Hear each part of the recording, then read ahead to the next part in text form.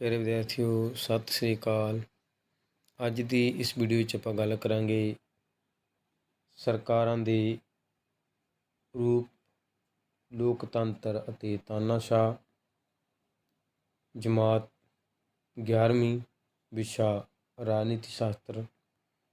ਲੋਕਤੰਤਰ। ਅੱਜ ਦਾ ਯੁੱਗ ਲੋਕਤੰਤਰ ਦਾ ਯੁੱਗ ਹੈ। ਸੰਸਾਰ ਦੇ ਬਹੁਤ ਸਾਰੇ ਦੇਸ਼ਾਂ ਨੇ ਲੋਕਤੰਤਰ ਨੂੰ ਅਪਣਾਇਆ ਹੈ। ਅਰਸਤੂ ਨੇ ਇਸ ਨੂੰ ਬਹੁਤੰਤਰ ਜਾਂ ਜਨਤੰਤਰ ਕਿਹਾ ਹੈ। ਇਹ ਗ੍ਰੀਕ ਭਾਸ਼ਾ ਦੇ ਦੋ ਸ਼ਬਦ ਡਿਮੋਸ ਅਤੇ ਕ੍ਰੇਟੀਆ ਤੋਂ ਮਿਲ ਕੇ ਬਣਿਆ ਹੈ। ਡਿਮੋਸ ਦਾ ਅਰਥ ਲੋਕ, ਕ੍ਰੇਸ਼ੀਆ ਦਾ ਅਰਥ ਸ਼ਕਤੀ ਜਾਂ ਸੱਤਾ। ਸੋ ਡੈਮੋਕ੍ਰੇਸੀ ਦਾ ਅਰਥ ਲੋਕਾਂ ਦਾ ਸ਼ਾਸਨ। ਲੋਕਤੰਤਰ ਦੀਆਂ ਪਰਿਭਾਸ਼ਾ। ਪ੍ਰੋਫੈਸਰ ਸ਼ੀਲੇ ਅਨੁਸਾਰ ਲੋਕਤੰਤਰ ਇਸ ਤਰ੍ਹਾਂ ਦਾ ਸ਼ਾਸਨ ਹੈ ਜਿਸ ਵਿੱਚ ਹਰ ਵਿਅਕਤੀ ਹਿੱਸਾ ਲੈਂਦਾ ਹੈ। ਇਬਰਾਹਿਮ ਲਿੰਕਨ ਅਨੁਸਾਰ ਲੋਕਤੰਤਰ ਲੋਕਾਂ ਦਾ, ਲੋਕਾਂ ਲਈ, ਲੋਕਾਂ ਰਾਹੀਂ ਸ਼ਾਸਨ ਹੁੰਦਾ ਹੈ। ਸੋ ਇਹਨਾਂ ਪਰਿਭਾਸ਼ਾਵਾਂ ਤੋਂ ਦੇ ਆਧਾਰ 'ਤੇ ਅਸੀਂ ਕਹਿ ਸਕਦੇ ਹਾਂ ਕਿ ਲੋਕਤੰਤਰ ਸਰਕਾਰ ਵਿੱਚ ਲੋਕ ਪ੍ਰਤੱਖ ਜਾਂ ਅਪ੍ਰਤੱਖ ਰੂਪ ਵਿੱਚ ਆਪਣੇ ਪ੍ਰਤੀਨਿਧੀ ਚੁਣ ਕੇ ਸ਼ਾਸਨ ਵਿੱਚ ਹਿੱਸਾ ਲੈਂਦੇ ਹਨ।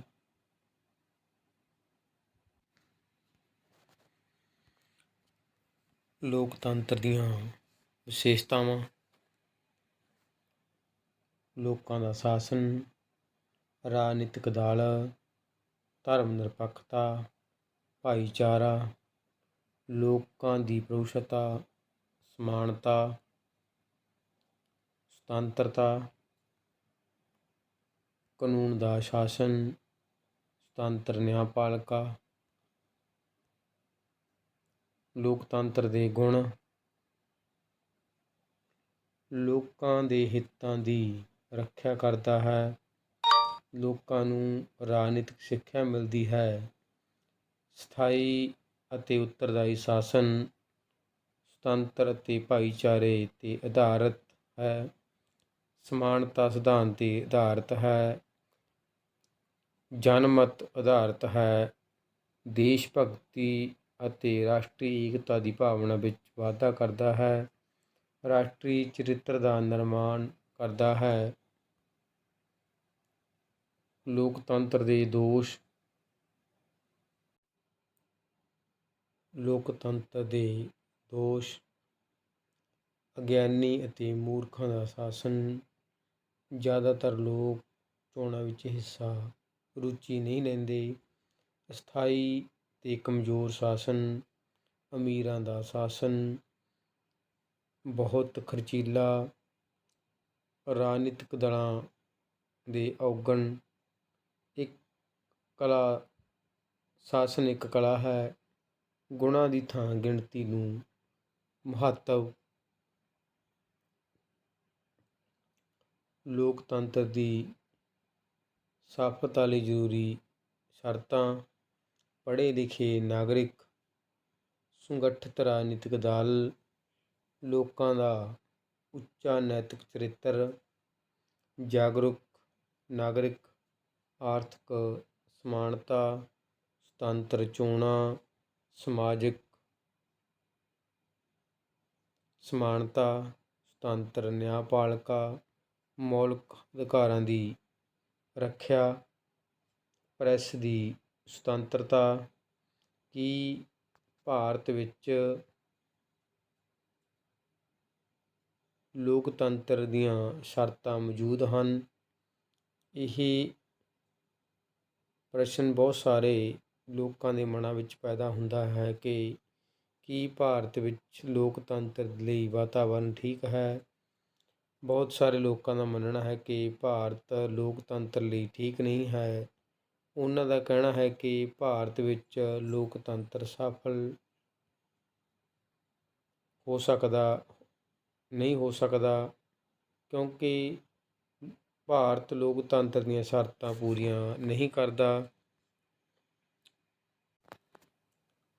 ਤਾਨਾਸ਼ਾਹੀ ਭਾਵੇਂ ਆਧੁਨਿਕ ਯੁੱਗ ਲੋਕਤੰਤਰ ਦਾ ਯੁੱਗ ਹੈ, ਪਰ ਅਸਲ ਵਿੱਚ ਇਹ ਤਾਨਾਸ਼ਾਹੀ ਯੁੱਗ ਬਣਦਾ ਜਾ ਰਿਹਾ ਹੈ।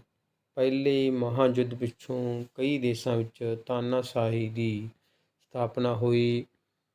ਜਰਮਨੀ ਵਿੱਚ ਹਿਟਲਰ, ਇਟਲੀ ਵਿੱਚ ਮੁਸੋਲੀਨੀ, ਰੂਸ ਵਿੱਚ ਸਾਮਵਾਦੀ ਦਲ ਦੀ, ਚੀਨ ਅਤੇ ਕਿਊਬਾ ਵਿੱਚ ਕਮਿਊਨਿਸਟ ਪਾਰਟੀ ਦੀ ਤਾਨਾਸ਼ਾਹੀ ਮਿਲਦੀ ਹੈ। ਤਾਨਾਸ਼ਾਹੀ ਦਾ ਅਰਥ ਅਤੇ ਪਰਿਭਾਸ਼ਾ। ਤਾਨਾਸ਼ਾਹੀ ਵਿੱਚ ਸ਼ਾਸਨ ਦੀ ਸ਼ਕਤੀ ਇੱਕ ਹੀ ਵਿਅਕਤੀ ਕੋਲ ਹੁੰਦੀ ਹੈ। ਉਹ ਕਿਸੇ ਪ੍ਰਤੀ ਜਵਾਬਦੇਹ ਨਹੀਂ ਹੁੰਦਾ। ਉਹ ਸ਼ਕਤੀ ਦੀ ਵਰਤੋਂ ਆਪਣੀ ਮਰਜ਼ੀ ਨਾਲ ਕਰਦਾ ਹੈ।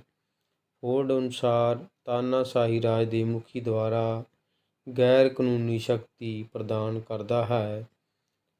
ਨਿਊਮੈਨ ਅਨੁਸਾਰ ਤਾਨਾਸ਼ਾਹੀ ਇੱਕ ਵਿਅਕਤੀ ਜਾਂ ਵਿਅਕਤੀਆਂ ਦੇ ਸਮੂਹ ਦਾ ਉਹ ਸ਼ਾਸਨ ਹੈ ਜਿਨ੍ਹਾਂ ਨੇ ਰਾਜ ਵਿੱਚ ਸ਼ਕਤੀ 'ਤੇ ਨਿਯੰਤਰਣ ਕਰ ਲਿਆ ਹੈ, ਜਿਸ ਦੀ ਵਰਤੋਂ ਉਹ ਬਿਨਾਂ ਰੋਕ ਦੇ ਕਰਦੇ ਹੋਣ। ਤਾਨਾਸ਼ਾਹੀ ਦੇ ਲੱਛਣ। ਰਾਜ ਅਤੇ ਸਮਾਜ ਵਿੱਚ ਕੋਈ ਅੰਤਰ ਨਹੀਂ। ਜਾਤੀਵਾਦ, ਅਧਿਕਾਰਾਂ ਅਤੇ ਸੁਤੰਤਰਤਾਵਾਂ ਦਾ ਨਾ ਹੋਣਾ। ਇੱਕ ਨੇਤਾ ਦਾ ਗੁਣਗਾਨ, ਪ੍ਰੈਸ 'ਤੇ ਕੰਟਰੋਲ। ਤਾਨਾਸ਼ਾਹੀ ਦੇ ਗੁਣ।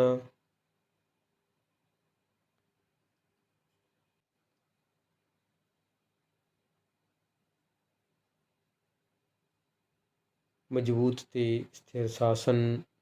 ਪ੍ਰਸ਼ਾਸਨ ਖਰਚੀਲਾ ਨਹੀਂ। ਸ਼ਾਸਨ ਵਿੱਚ ਕੁਸ਼ਲਤਾ। ਰਾਸ਼ਟਰੀ ਏਕਤਾ। ਨੀਤੀ ਵਿੱਚ ਇਕਰੂਪਤਾ। ਸੰਕਟ ਸਮੇਂ ਉਚਿਤ ਰਾਸ਼ਟਰ ਦੇ ਚਰਿੱਤਰ ਦਾ ਨਿਰਮਾਣ। ਤਾਨਾਸ਼ਾਹੀ ਦੇ ਦੋਸ਼। ਸ਼ਕਤੀ ਅਤੇ ਹਿੰਸਾ 'ਤੇ ਆਧਾਰਿਤ। ਚਰਿੱਤਰ ਦੇ ਵਿਕਾਸ ਵਿੱਚ ਰੁਕਾਵਟ। ਅਧਿਕਾਰਾਂ ਅਤੇ ਸੁਤੰਤਰਤਾ ਨਹੀਂ ਹੁੰਦੀ। ਕ੍ਰਾਂਤੀ ਦਾ ਡਰ। ਵਿਅਕਤੀ ਨੂੰ ਕੋਈ ਮਹੱਤਵ ਨਹੀਂ। ਲੋਕਤੰਤਰ ਵਿੱਚ ਤਾਨਾਸ਼ਾਹੀ। ਲੋਕਤੰਤਰ ਅਤੇ ਤਾਨਾਸ਼ਾਹੀ ਵਿੱਚ ਤੁਲਨਾ। ਤਾਨਾਸ਼ਾਹੀ ਸਰਕਾਰ ਵਿੱਚ ਬਹੁਤ ਜ਼ਿਆਦਾ ਪੁਰਾਣੀ ਹੈ। ਰੋਮ, ਯੂਨਾਨ ਵਿੱਚ ਸੰਕਟ ਸਮੇਂ ਤਾਨਾਸ਼ਾਹੀ ਸਰਕਾਰ ਦੀ ਸਥਾਪਨਾ ਕੀਤੀ ਜਾਂਦੀ ਸੀ। ਸੰਸਾਰ ਦੇ ਬਹੁਤ ਸਾਰੇ ਦੇਸ਼ਾਂ ਵਿੱਚ ਲੋਕਤੰਤਰੀ ਸਰਕਾਰਾਂ ਪਾਈਆਂ ਜਾਂਦੀਆਂ ਹਨ। ਲੋਕਤੰਤਰ ਅਤੇ ਤਾਨਾਸ਼ਾਹ ਇੱਕ ਦੂਜੇ ਦੇ ਵਿਰੋਧੀ ਹਨ। ਦੋਹਾਂ ਵਿੱਚ ਅੰਤਰ ਇਸ ਪ੍ਰਕਾਰ ਹਨ। ਲੋਕਤੰਤਰ, ਤਾਨਾਸ਼ਾਹ। ਜਨਤਾ ਦਾ ਰਾਜ, ਇੱਕ ਵਿਅਕਤੀ ਦਾ ਰਾਜ। ਜਨਮਤ ਆਧਾਰਿਤ, ਸ਼ਕਤੀ ਆਧਾਰਿਤ। ਵਿਅਕਤੀਤਵ ਦਾ ਵਿਕਾਸ, ਬਦਲਾਅ ਵਿੱਚ ਸਿਰਫ ਕ੍ਰਾਂਤੀ ਰਾਹੀਂ। ਸਮਾਨਤਾ ਦੇ ਸਿਧਾਂਤ 'ਤੇ ਆਧਾਰਿਤ। ਯੁੱਧ ਅਤੇ ਹਿੰਸਾ ਵਿੱਚ ਵਿਸ਼ਵਾਸ। ਸਾਮਰਾਜਵਾਦ ਦੇ ਵਿਰੁੱਧ, ਸਾਮਰਾਜ ਦੇ ਵਿੱਚ ਵਿਸ਼ਵਾਸ। ਦਲਾਂ ਦਾ ਹੋਣਾ ਜ਼ਰੂਰੀ, ਕੋਈ ਦਲ ਨਹੀਂ। ਰਾਜ ਅਤੇ ਸਰਕਾਰ ਵਿੱਚ ਅੰਤਰ। ਰਾਜ ਅਤੇ ਸਰਕਾਰ ਵਿੱਚ ਅੰਤਰ ਨਹੀਂ। ਆਲੋਚਨਾ ਦਾ ਅਧਿਕਾਰ। ਆਲੋਚਨਾ ਦਾ ਅਧਿਕਾਰ ਨਹੀਂ। ਕਿਹੜੀ ਪ੍ਰਣਾਲੀ ਚੰਗੀ ਹੈ? ਦੋਨਾਂ ਪ੍ਰਣਾਲੀਆਂ ਦੇ ਗੁਣਾਂ ਨੂੰ ਅਤੇ ਦੋਸ਼ਾਂ ਨੂੰ ਸਾਹਮਣੇ ਰੱਖੀਏ ਤਾਂ ਲੋਕਤੰਤਰ ਜ਼ਿਆਦਾ ਚੰਗੀ ਪ੍ਰਣਾਲੀ ਹੈ। ਇਸ ਵਿੱਚ ਵਿਅਕਤੀ ਨੂੰ ਵਿਅਕਤੀ ਸਮਝਿਆ ਜਾਂਦਾ ਹੈ, ਪਸ਼ੂ ਨਹੀਂ। ਭਾਵੇਂ ਲੋਕਤੰਤਰ ਦੇ ਕਈ ਦੋਸ਼ ਹਨ, ਪਰ ਫਿਰ ਵੀ ਲੋਕਤੰਤਰ ਇੱਕ ਚੰਗੀ ਪ੍ਰਣਾਲੀ ਹੈ।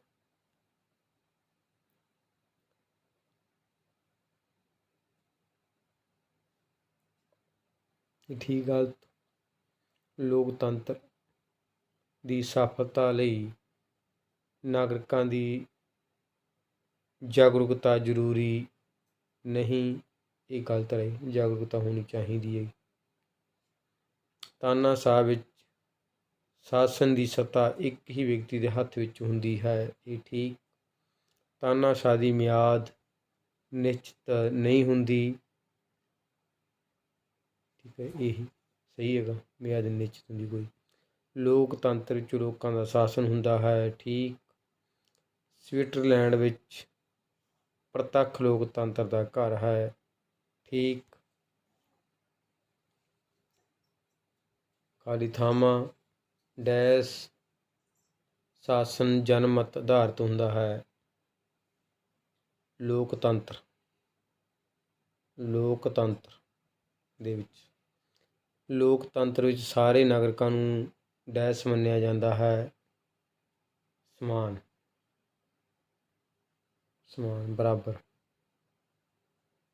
ਬਰਾਬਰ ਮੰਨਿਆ ਜਾਂਦਾ। ਡੈਸ਼ ਨੂੰ ਪ੍ਰਤੱਖ ਲੋਕਤੰਤਰ ਦਾ ਘਰ ਕਿਹਾ ਜਾਂਦਾ ਹੈ, ਸਵਿਟਜ਼ਰਲੈਂਡ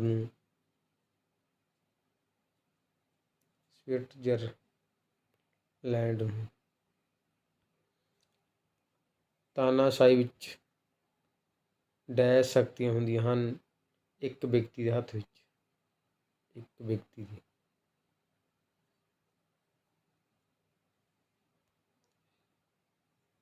ਲੋਕਤੰਤਰ ਅਤੇ ਤਾਨਾਸ਼ਾਹ ਡੈਸ਼ ਦਾ ਸੁਮੇਲ ਹਨ, ਡੈਮੋਸ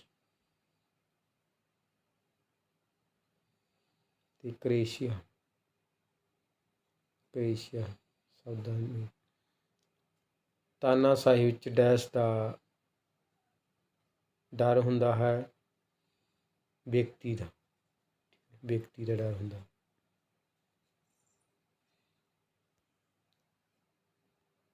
ਦੁਹਰਾਈ ਲਈ ਪ੍ਰਸ਼ਨ।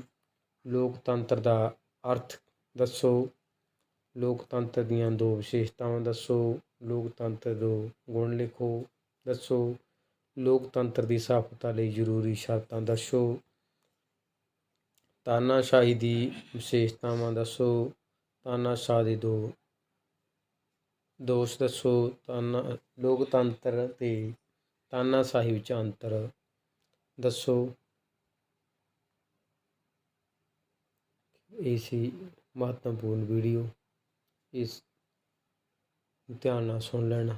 ਆਪਣਾ ਚੈਨਲ ਸਬਸਕ੍ਰਾਈਬ ਕਰ ਲੈਣਾ, ਬੈਲ ਆਈਕਨ ਦਾ ਬਟਨ ਕਲਿੱਕ ਕਰ ਲਓ ਤਾਂ ਕਿ ਹਰ ਆਉਣ ਵਾਲੀ ਨਵੀਂ ਵੀਡੀਓ ਤੁਹਾਡੇ ਤੱਕ ਪਹੁੰਚ ਸਕੇ। ਧੰਨਵਾਦ ਜੀ।